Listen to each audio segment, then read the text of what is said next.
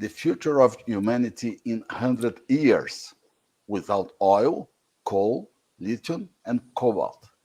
It's a pleasure having Ronald Stein, engineer, author, founder at PTS Advance. Good afternoon, Ronald. Armando, glad to be aboard. Thank you so much. Uh, Let me show, please, to make the question for you. Global crude oil consumption is currently estimated around 100 million barrels a day, with OPEC projecting, like we can see in this slide, 116 in 2045. So my point for you, Ronald, please, the world will have enough reserves to this impressive volume. Well, no. To put it in layman's terms, because right now they're talking about 116 million barrels per day. Right now it's about 100 million barrels per day. But to put it in layman's terms, because people don't really relate to what a barrel is, we're consuming today about 4 billion gallons of crude oil a day that we're extracting out of the earth. Now we got reserves everywhere. OPEC, Russia, the United States, Venezuela, every country's got reserves, including Brazil, and everybody's got reserves. And when you extract 4 billion gallons a day out of those reserves, eventually it's going to run dry. And it's an estimate how many reserves there are. Fracking added, quite a bit. The years ahead, we may add other reserves, but even if we double the reserves, the current reserves we have at a extraction rate of 4 billion gallons a day is projected to last about 50 years. And I was thinking, my gosh, well, that's my grandchildren. In 50, you and I aren't going to be here in 50 years. No, probably I'd not be here. but if they're 20, they'll be, 70. When the wells are all run dry, and they'll be running dry in smaller countries, but it's right now we're a materialistic society, and it's great that the world populated from 1 to 8 billion people after we discovered oil, not because of oil, because of what we got out of oil. Yeah, it's all the products and all the fuels, and through our ingenuity, we were able to design airplanes, ships, jets that can utilize the fuel. And we've been able to utilize all these derivatives that makes all the products in our daily lives. And we are a very, very materialistic society. We hit the lottery. And like I say, there's oil aplenty now. Next generation, I don't know. And you believe that wind and solar can replace oil in 50 years? Well, the same type thing, wind and solar only generate electricity. But as we talked about before, everything that needs electricity is made with oil. Yeah. The iPhones. Feedstock for petrochemicals. Yeah, exactly. Yeah, the crude oil. And, the defibrillators, the iPhones, the TVs, all the equipment making this conversation possible is all made with oil. And even all the parts for wind turbines and all the parts for solar panels are made with oil derivatives. All the parts for the Tesla vehicles, it's 100% made with fossil fuels or with crude oil. And if you get rid of crude oil, there's going to be a shortage of supplies of everything. So it's going to be interesting. And then, people want to go to wind and solar. Wind and solar and EV batteries depend on lithium and cobalt. Well, the same type thing with oil. There's the Earth, when it was formed, I guess with the Big Bang Theory, has a lot of good stuff in it. It's got oil and coal and lithium and cobalt. And how much? Yeah. Don't know. That's a good point. And coal. Yeah, it's a big part of the world consumption today. Well, coal too. I looked at that because there's coal's abundant in almost every country. And right now, the current known reserves give us, in the current usage we have, about 130 years. Wow. Again, it's much more than oil, but it basically just proves the point that it's going to run out eventually if you keep using it, because we know we're not replacing it. Yeah, that's right. Let me move to talk a little bit about the U.S. government. The U.S. government has almost shutting down the oil production, Right. trying to complicate uh, the initiative to produce oil in the country. What exactly is running in this situation? Well, I guess the confusion amongst the policymakers is they have, I guess, a misuse of the word energy. They keep thinking, well, wind and solar is going to replace fossil fuels. But wind and solar only generates electricity. Wind and solar cannot make an iPhone. They cannot make, the parts for an iPhone or the defibrillator or the TV. Oil, on the other hand, is 100% useless. It's always black tar. And unless you can break it down through refineries into something usable, then you have oil derivatives makes all the products in our daily lives and the fuels for all the different transportation and space programs we have. But wind and solar do something totally different than oil. So they're confused that wind and solar is going to replace oil, so they want to get rid of oil. But You mentioned workforce, army and air force, etc. So instead of producing in the United States, countering the land, or Gulf of Mexico, or something like that. So the idea is to import from Middle East, so increase the dependence on of these countries. That's not so easy to talk to them. well, I live here in California, and I think Newsom and Biden would like to clone California for the rest of the country. I don't know if that's a good idea because California, in 1995, we were 95% independent. Wow. Between California oil production and oil production in Alaska, we provided 95% of the demands of the state of California. Well, California has grown to be the fourth largest economy in the entire world. And all the governors prior to Newsom have been on a mission to reduce oil production in California. And they've been successful in doing that. So instead of being 5% dependent on foreign countries for the crude oil demands of the state, that 5% today is greater than 60%. 60% of our demands are based on foreign countries to bring the oil into California. And, I think California is a national security risk for the entire country. Sure.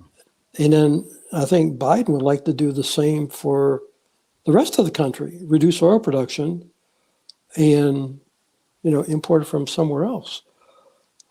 But that's the point. I cannot understand the logic supporting these decisions.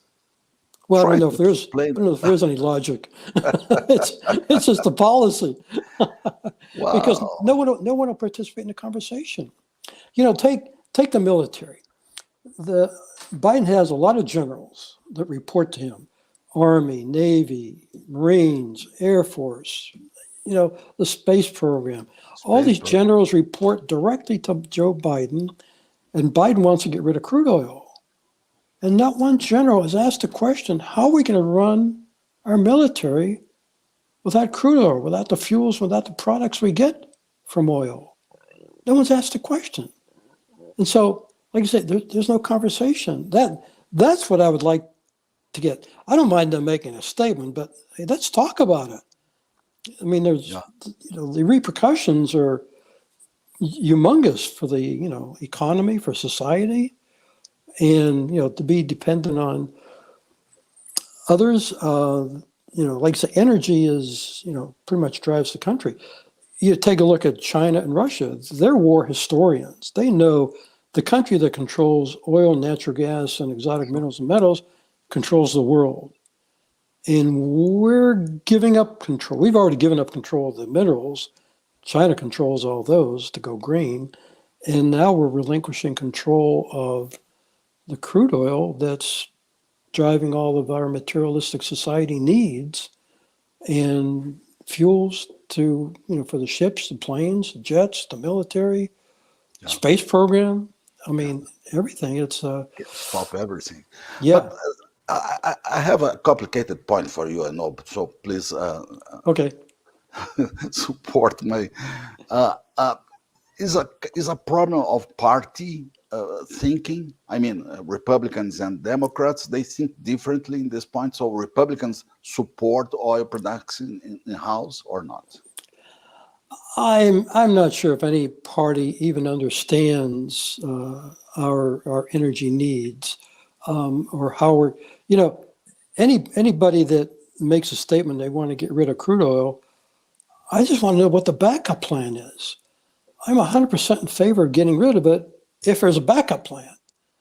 Because I wrote a recent article. I'm anti-oil, but I'm pro products we get from oil. Like I say, oil is just black tar. I want the iPhone. If you can make an iPhone out of hay, I'm a happy camper. Oh, that's good because you mentioned iPhone, and I would like to ask you uh, if grandmother in 2070 will support granddaughter iPhone. Well, she probably won't have an iPhone in 1970, 2070. Without oil, there is no iPhones. That's right. Like I say, I mean, everything's going to be disappearing. And, the Earth has been around for 4.5 billion years. And, since we populated from 1 to 8 billion in 200 years, we're now, beyond that. And do we have another 100, 200, 300 years? I mean, that's a small blip in the lifespan of the Earth. I mean, it's like a tenth of a tenth of a tenth of a second. And like I say, I think we've hit the lottery because we found oil and we know what we can do with oil. We found coal. We know what we can do with coal and natural gas. We found lithium and cobalt. Well, now we know we can make batteries. But if we keep extracting this stuff out of the earth without replenishing it, we're going to enjoy it. Future generations, questionable. Yeah. With the conflicts in Middle East and of course in Ukraine and Russia, you see the SPR adequated nowadays, or you see that should be replaced, it should be reposted. Well, I guess that's the one, I want to say, good thing about running out of oil. There won't be any wars. There won't be any jets. There won't be any bombs to, throw around because, the wars they had, 1,000 years ago was on horses, with bow and arrows. But yeah, it's the good and the bad. Like I say, we do have a lot of capability with, jets and go thousands of miles an hour, and we could target, rockets to hit, small targets, thousands of miles away. So it's that's probably the bad side of all the goodies we have, from fossil fuels. The wave of EVs are still strong or losing power? Well, it's the same type thing because the EV by itself is 100% made with oil.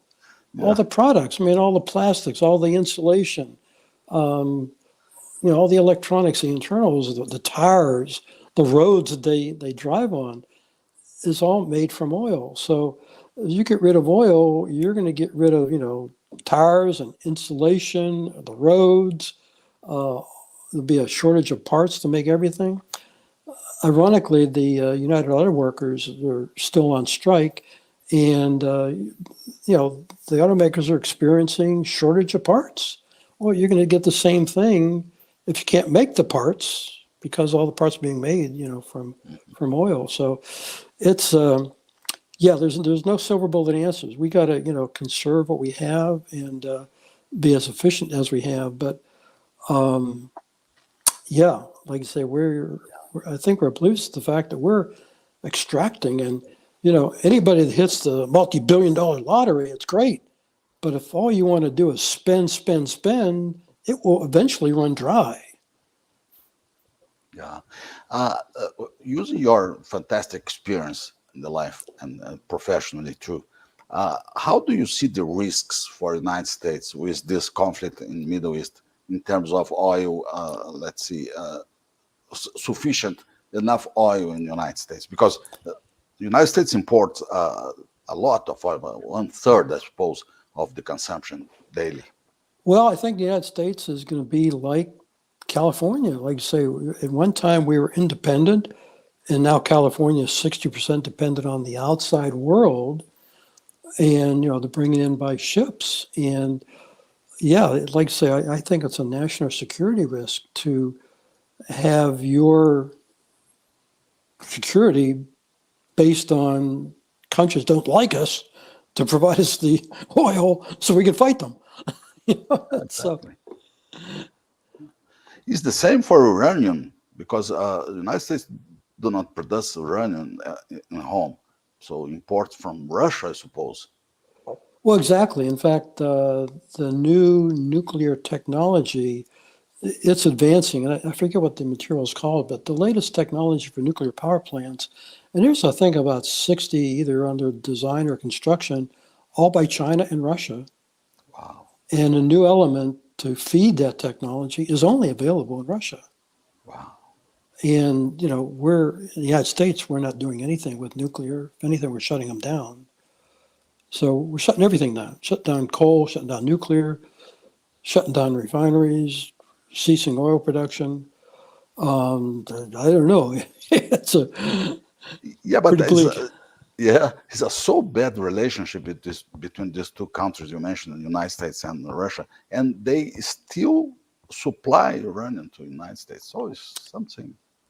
Well, yeah, I mean, the oil, it's really coming directly from Russia. It goes through brokers. And so the oil goes to them and then they, disperse it out around the world. But Yeah, the fact that, we require that oil to come to us and we'll be requiring more and more of it, the more successful politicians and bankers through the ESG movement set energy policies. Yeah, it's going to be, we'll be dependent on others for more and more. And I think it's a yeah, national security exposure. yeah. Last week, or I don't remember, 2 weeks ago, we talked a little bit about this picture, and United States that from the total oil consumed by United States in 2022, 66% have been for transportation. So around 30% is to the industry. So in 100 years, uh, what product will be replacing oil to petrochemical feedstock? I don't know if we have one identified yet because I mean, take the obvious. You got the ships. You got 50,000 merchant ships in the world today that we didn't have 200 years ago. You got 50,000 military jets that didn't appear 200 years ago. There's 20,000 commercial jets that weren't here, 200 years ago. Forget the automobiles and trucks and that type of thing, but the flexibility we have to travel anywhere at any time to any location, that's going to be a major impact. Do you work in chemical companies and a long history about that? And do you see these companies strongly researching to replace the feedstock, especially feedstock, petrochemicals feedstock? I don't. I think people are looking at more for electricity. Oh, They think, well, we can use hydrogen, for electricity. Anything but oil. Anything but oil. But you need oil to make the hydrogens. That's another conundrum there. But everybody is really focused on electricity. And when people talk energy, I really would like to eliminate the word energy from the dictionary. Talk about electricity or talk about products, because those are the two things that we live on. We live on yeah, that's electricity right. and we live on the products. And wind can't produce the products, solar can't produce the Solar. products, oil can't produce electricity, but oil can produce the products. And it's like I say, you got to decide which one you want. You can't have your cake and eat it too. You want to eliminate The crude world. oil and then continue to live on the products that come from crude oil. Well, that's, Yeah, but which products can replace? We do not have these products yet. And no. if people are not researching for replacements, so how can we live in this next years? That's going to be the challenge. And I think, 50, 100 years is not that far away in the life of the earth. It is for me, it's for you. But yeah, we come up with a different way to make a different plastic. But there's 6,000 products that are out there. We got insulation for wires and, all the components. Look in your house, the hospital. I mean, the hospitals didn't exist 200 years ago. No. Medications didn't exist 200 years ago. And that's all going to disappear. And so, like I say, I'm not sure how we can, replace the product supply. So I would like people to stop talking about energy. Energy And in either general. do you want electricity or do you want the products? Yeah. And if you want electricity, then you got to talk about, what forms of electricity are there? You got, natural gas, you got coal, you got wind, you got solar, you got nuclear. Nuclear is if you want emission-free electricity, nuclear would probably be worth giving consideration. And today, there's 60 nuclear power plants either under design or construction in the world, but it's all by China and Russia. Wow. I got it. They've got the nuclear technology. They're ahead of the game. And you'll see a term SMR, small modular reactors, Yeah, yeah. It's more because another good thing about nuclear, it requires basically zero land compared to what you need for wind and the solar. density is very high, no? And if the small modular reactors can be, achieved, then you could put one in a small community and provide electricity, continuous, uninterruptible, for thousands and thousands of people. And the evolution of the technology was so strong, so big, so there is no risks for nuclear energy, nuclear reactors. Right. And if you take a look at the amount of deaths from nuclear, I looked at it once. I think for the last 50, 60 years, I think it was like a total of 20 people actually died from nuclear. There's the threat, but in reality, I mean, they're dying from, other diseases than nuclear exposure. So it's a potential, and it's the unknown that has everybody scared.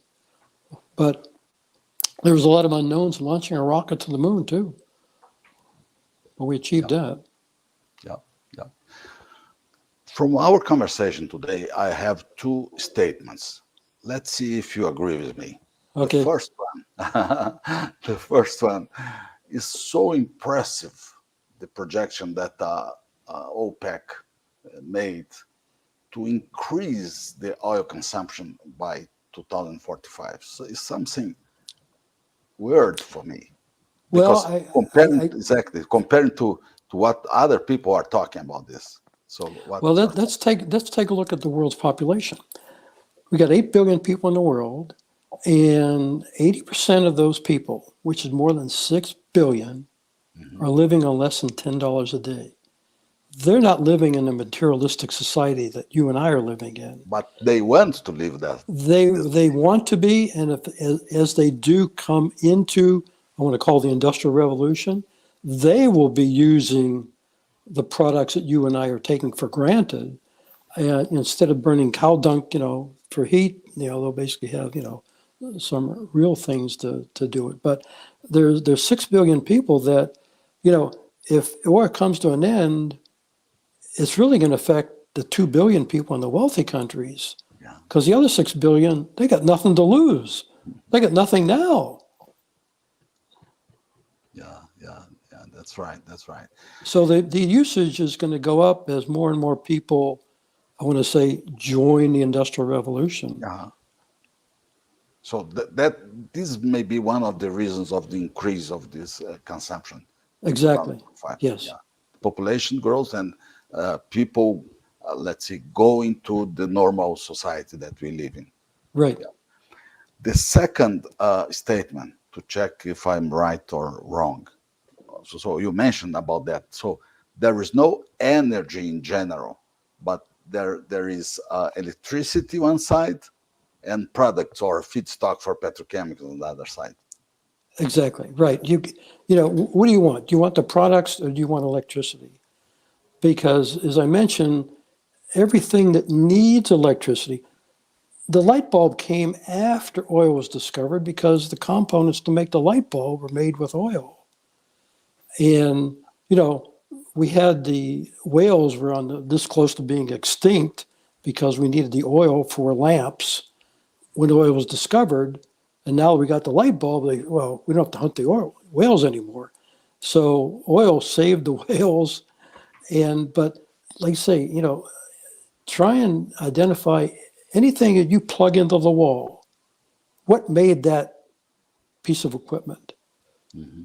Be it a copy machine, your TV, everything you plug into the wall was made with the oil products. So for now, we should change the name or the expression energy transition to electricity transition. I think it'd be a lot easier for the layman to understand that, because if the politicians don't understand energy, the politicians say, well, wind and solar is going to replace oil. Armando, that can't happen. They do different things. But do they want electricity? And if you want electricity, we got options. It's wind, solar, coal, natural gas, nuclear. Mm-hmm. And if you want products, besides oil, natural gas provides, fertilizers and pesticides, which helps us feed the world. But I would really like to see politicians stop using the word energy. What do they want? The wrong expression. So this was Ronald Stein, energy consultant. He lives in the country called California. Country. Thank you so much. It was a pleasure. Armando, you have a fantastic day. Thank you. You too. Bye-bye. Okay, take care.